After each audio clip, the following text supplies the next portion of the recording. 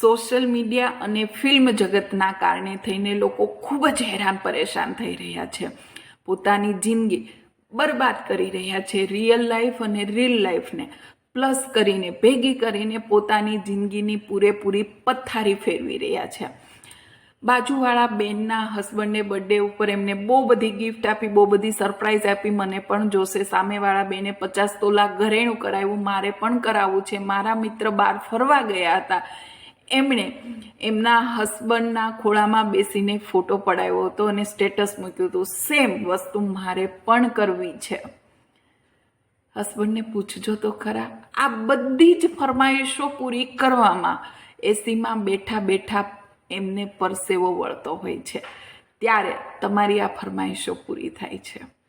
હું થોડા સમય પહેલાંની મારી જ એક વાત કરું. મારા હસબન્ડને મેં કહ્યું કે મારે કોફી શોપમાં કોફી પીવા જવું છે, મને બહુ જ ઈચ્છા છે. મારા હસબન્ડે કહ્યું કે હમણાં થોડો ટાઈમ ખમ, કેમ કે એમની આગળ એટલો ટાઈમ નહોતો બહાર જવા માટેનો.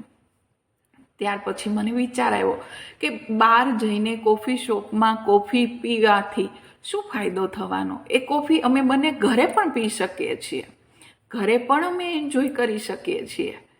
મારા ઘરની મસ્ત બાલ્કનીમાં બેસી સવારના અર્લી મોર્નિંગમાં મેં કોફી બનાવી અને બહાર ચેર નાખી અને બંને એ કોફી પીધી. એ જ ફિલિંગ્સ હતી જે કોફી શોપમાં પૈસા દઈને પીવાથી પણ કદાચ ના આવત. એનાથી વધારે અમે સવારમાં એન્જોય કર્યું. તમે એન્જોય ગમે ત્યાં કરી શકો છો, બસ બંને વચ્ચે પ્રેમ હોવો જરૂરી છે.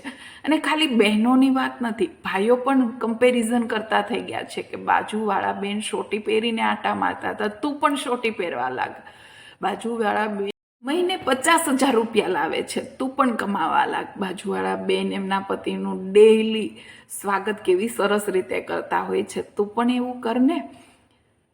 બાજુવાળાનું જોઈને આપણા ઘરની અંદર કંકાજ ઊભો કરવો, બાજુવાળાની કમ્પેરિઝન કરીને આપણે એના જેવો જ માહોલ ઊભો કરવો અને આપણે કહીએ ત્યારે સામેવાળું પાત્ર એ વસ્તુ કરવા લાગે. એ કરતાં તો બેટર હું એ કહીશ કે કોઈ વ્યક્તિને તમે કહો ને એ તમને ગિફ્ટ આપે, કોઈ વ્યક્તિને તમે કહો ને એ વ્યક્તિ તમારા માટે ટાઈમ આપે, તમારી જોડે ટાઈમ સ્પેન્ડ કરે, એ કરતાં તો બેટર એ વસ્તુ છે કે એ ના કરવું.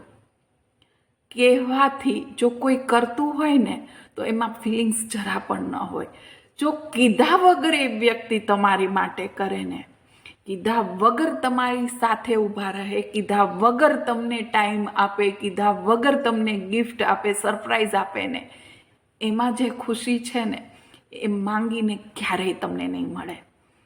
પ્રેમ માંગવાથી નથી મળતો કે પ્રેમ હાસિલ કરવાથી નથી મળતો. પ્રેમ તો દિલથી થાય છે અને એમને માંગવાનો ન હોય કે એમની આગળ આજીજી ન કરવાની હોય. બસ એ તો માત્ર સાથે રહેવાથી, હસી ખુશી રહેવાથી દેખાઈ આવે છે.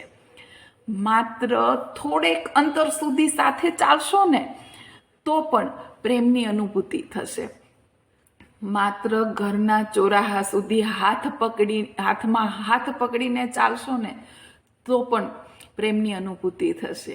એમાં પૈસાની કે પછી ગિફ્ટની જરૂર નથી હોતી કે પછી કોઈના સાથે કમ્પેરિઝનની જરૂર નથી.